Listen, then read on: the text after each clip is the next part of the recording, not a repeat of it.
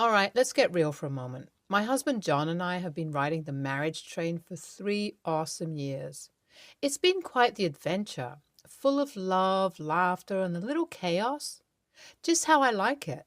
But you know what's been a thorn in my side? My sister in law, Ruby.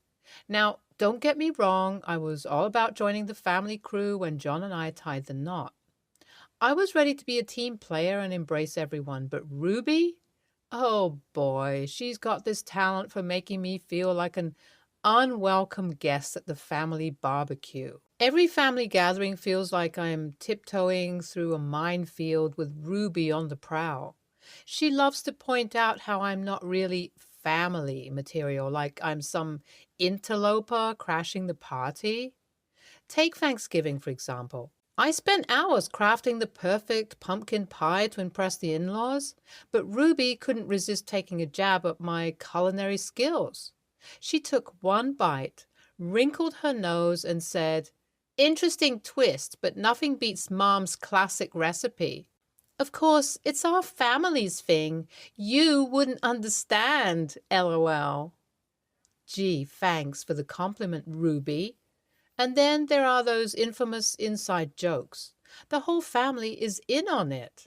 But I'm stuck playing catch up like I missed the first day of school. They share giggles and knowing glances and reminisce about old times, all without a clue of what's going on. It's like being at a party where no one invites you. Now, I can handle a bit of sass, but Ruby takes it to a whole new level. She's got a PhD in the art of being mean. If there was an Olympics for snark, she'd win gold every time. Always quick with a cutting remark, never missing a chance to put me down. You won't believe the number of times my husband John tried to mend things between Ruby and me. Bless his heart. He attempted to play peacemaker more times than I can count. And not just him. Even my mother-in-law and father-in-law stepped up to the plate, trying to bridge the gap and make us get along. But Ruby was having none of it. Honestly, I wish things could be different. I never wanted any drama or tension. All I wanted was to be part of a loving family, to build beautiful memories together. I've tried to be understanding, to give her space, but it's like walking on eggshells around her. Just when I thought things couldn't get any more complicated, Ruby's behavior took a nosedive into a whole new level of rudeness. But then something unexpected happened. John, my husband, dropped a bombshell on me. Ruby wasn't really his sister. She was actually the daughter of his mom's brother. Her real parents, Ruby's biological mom and dad, tragically lost their lives in a plane crash. Since then, she had been living with her aunt, my mother-in-law, who had raised her as her own daughter. I couldn't believe it. The reason behind Ruby's aloofness and sensitive nature was rooted in this. The poor girl had no idea about her true origins, and my mother-in-law had kept it a secret all these years to protect her. But when she didn't know it, she was living quite a normal life. Why be so bitter then? John begged me to keep this revelation to myself, and I willingly agreed. It was not my place to share such sensitive information. Just when I thought things couldn't get any worse, Ruby dropped another bomb that left me feeling like a deflated balloon. Picture this. We were at a family gathering and Ruby decided to announce her upcoming wedding. The event we'd all been waiting for. Right in front of everyone, Ruby declared that her wedding was going to be a family-only affair. And guess what? I wasn't on the guest list.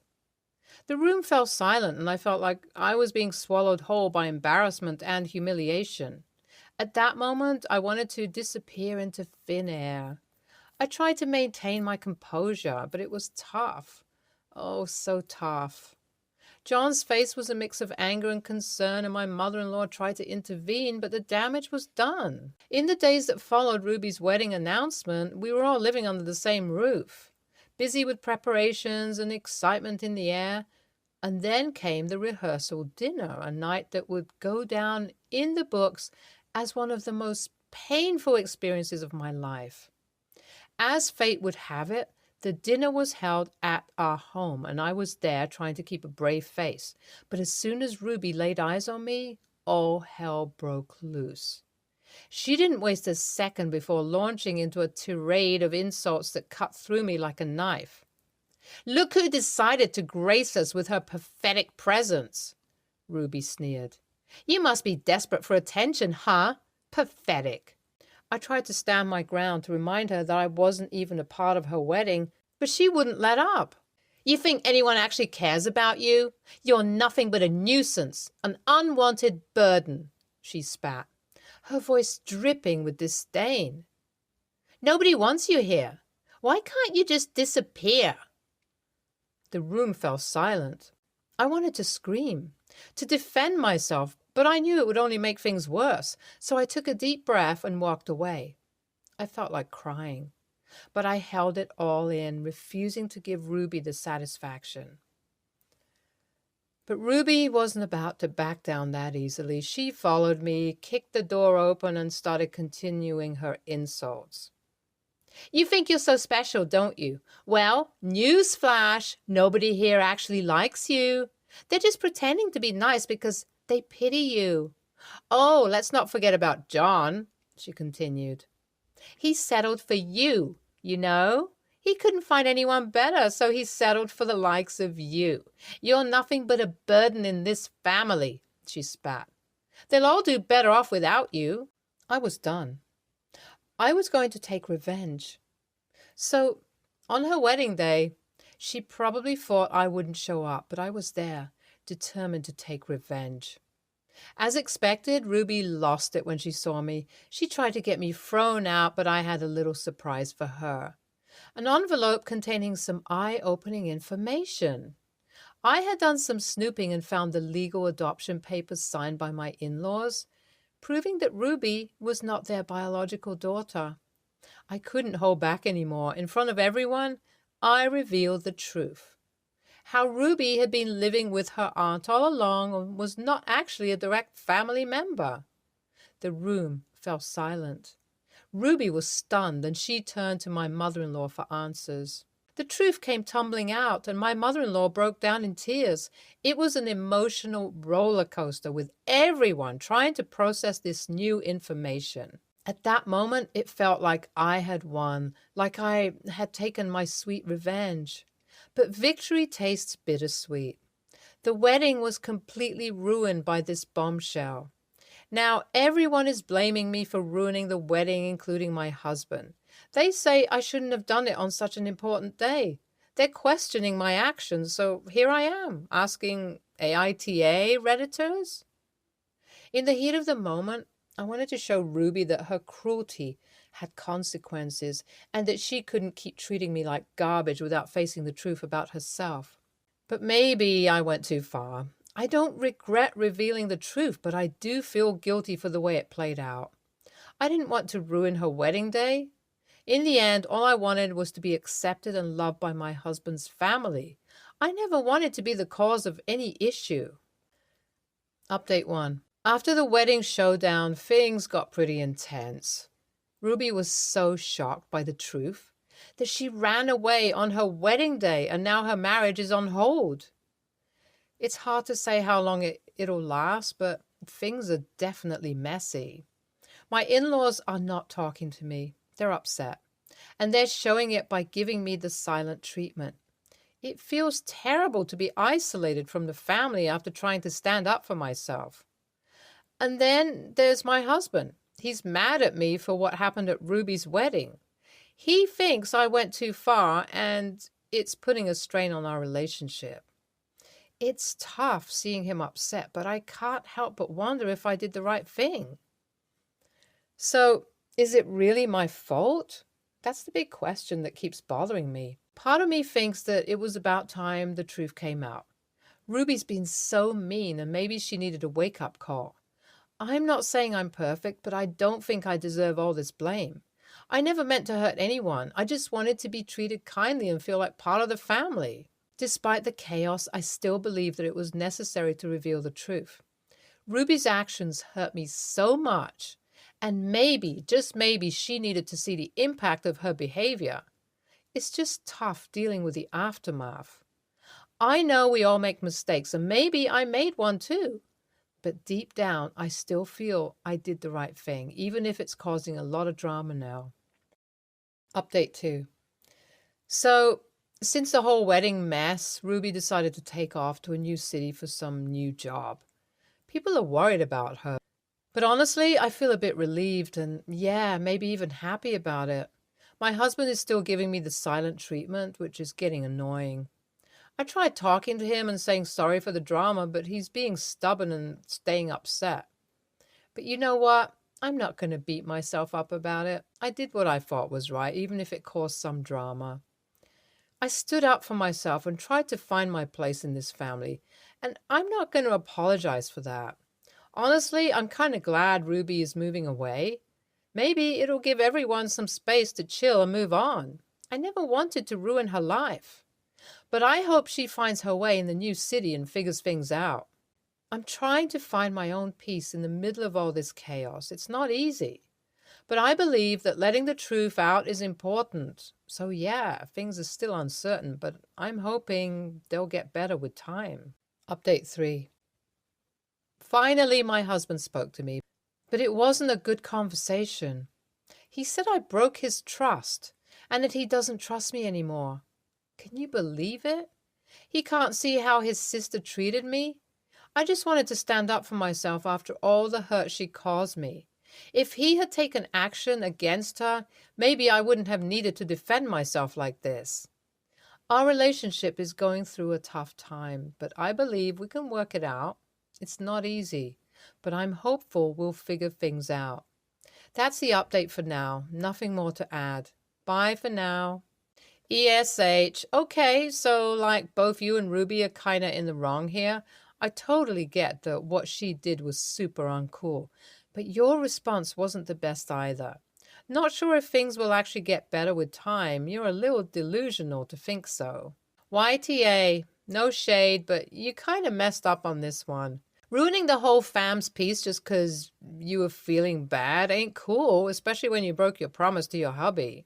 NTA, girl, it's not on you. Ruby totally deserved some consequences for her actions, and you were just standing up for yourself. You did what you had to do.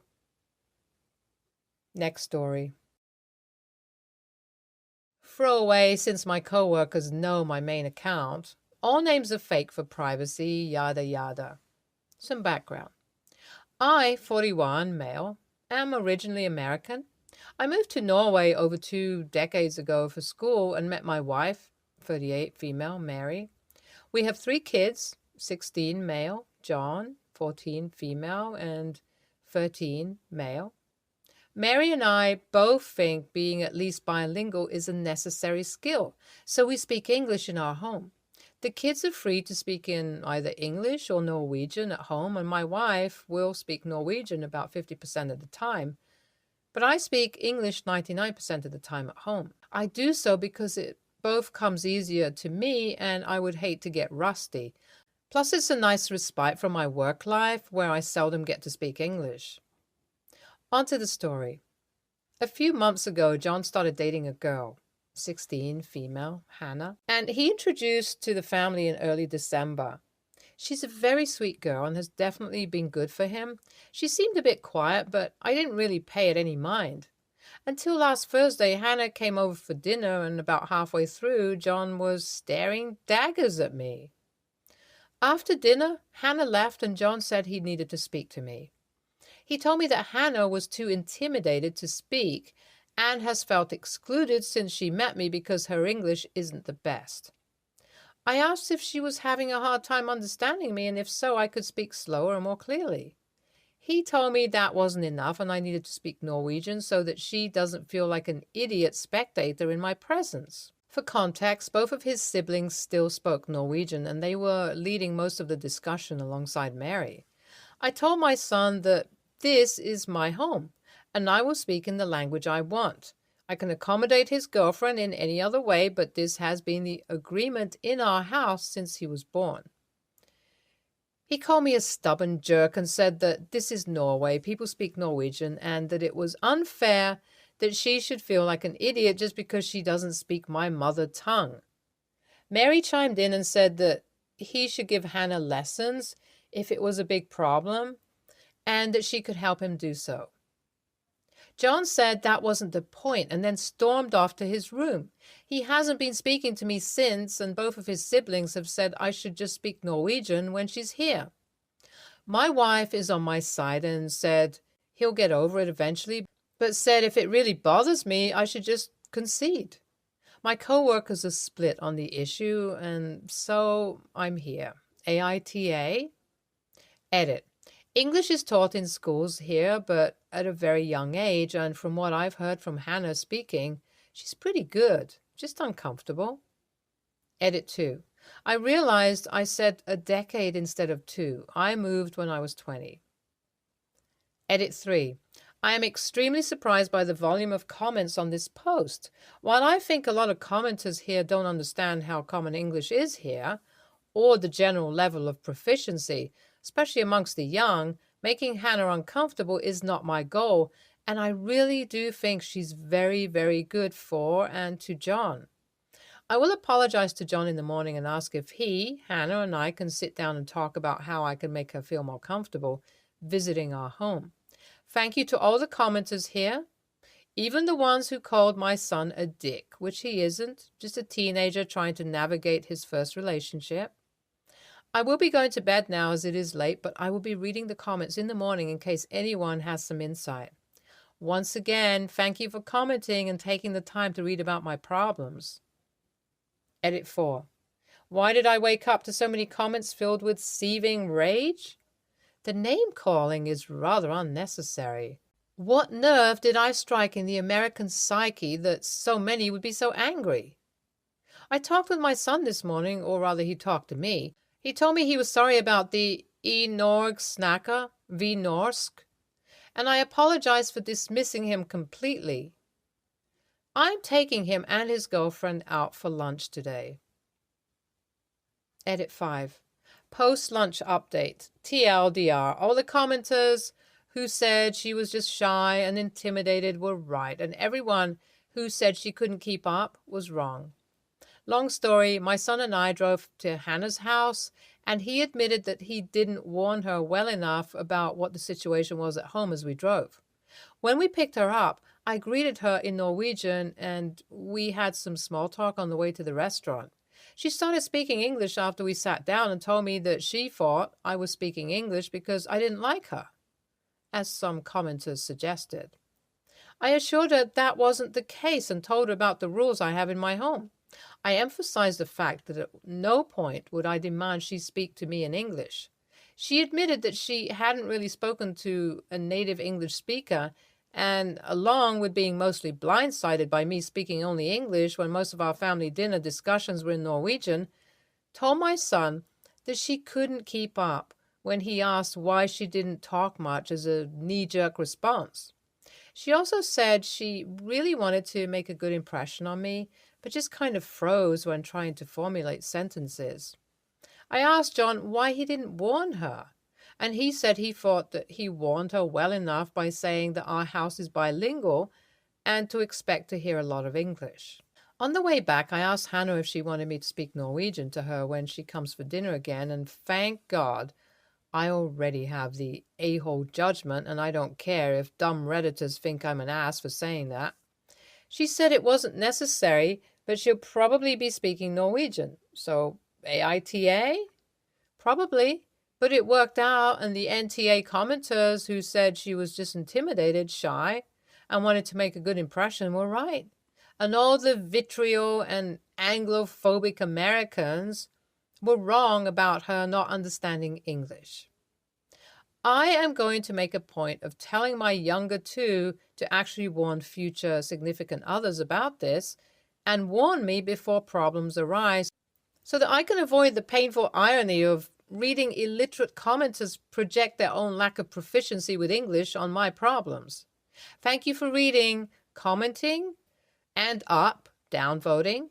I may make snide remarks, but this was actually helpful and made me realize that my house rule may be too rigid. Still speak English in my goddamn house 98% of the time.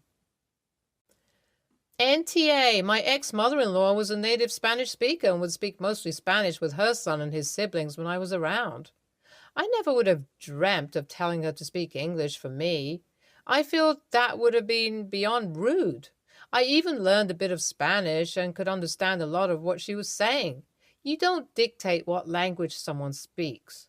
YTA, you're deliberately making a guest on your home, your son's girlfriend, feel uncomfortable and excluded. If you're able to speak a language everyone in the room understands, but choose to speak a language someone is not comfortable, fluent in, that's just rude. Also, you're encouraging your son to spend less time at home and telling him you don't give a frick about his relationship or his girlfriend. Next story. My brother, 37, male, got married about 11 years ago. Unfortunately, 6 years ago, there was a tragedy and my sister-in-law passed in an accident and left my 20-month-old nephew. At the time, I, 29, female, was working in SF. I asked the company I worked for if I could transfer to their NYC location and was able to do so. I moved in with my brother. He stopped working to spend time with his kid. I did my best to help. I paid the rent and groceries. I tried to keep the meals going when I came home from work. I didn't mind as I really loved coming home to my nephew and the rent was really cheap.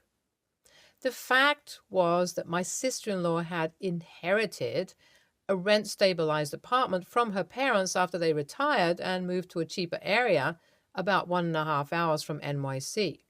The rent was only $1,450-ish for a 2-bedroom that was over 1,000 square feet in Manhattan's Upper East Side.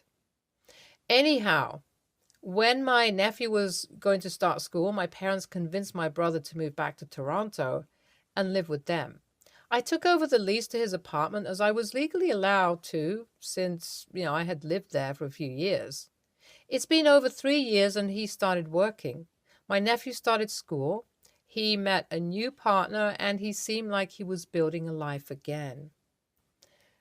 Last week, my brother told me that he, his girlfriend, and my nephew will be returning to NYC, so he has requested to have his apartment back.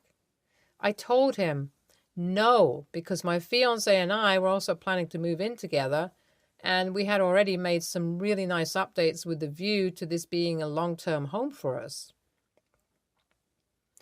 He would also have to live with me for 2 years before I could transfer the lease, so I would have to delay my wedding. He told me that I was an a-hole for stealing his apartment and not letting him rebuild his life and allowing his child to move back into his mom's and grandparents' apartment, that my nephew should technically inherit it. He says he signed the lease over to me so that he didn't lose the apartment. His previous wife's parents say I'm taking advantage of an unfortunate situation. Now I'm thinking I should reconsider as perhaps I am being an a-hole, since my fiancé and I could afford to pay a lot more rent without it being as difficult as it would be for my brother. It sounds like your only options are for 4 adults and a child to live in a 2-bedroom apartment for 2 years, so you can transfer the apartment back to your brother, or you move out and you both lose the apartment. Also, did your brother verbalize his expectation of getting the apartment back? I'm leaning towards NTA, but unfortunately, your relationship with your brother may suffer if you keep the apartment. NTA, you moved across the country to help your brother when his wife died, paid the rent and supported him.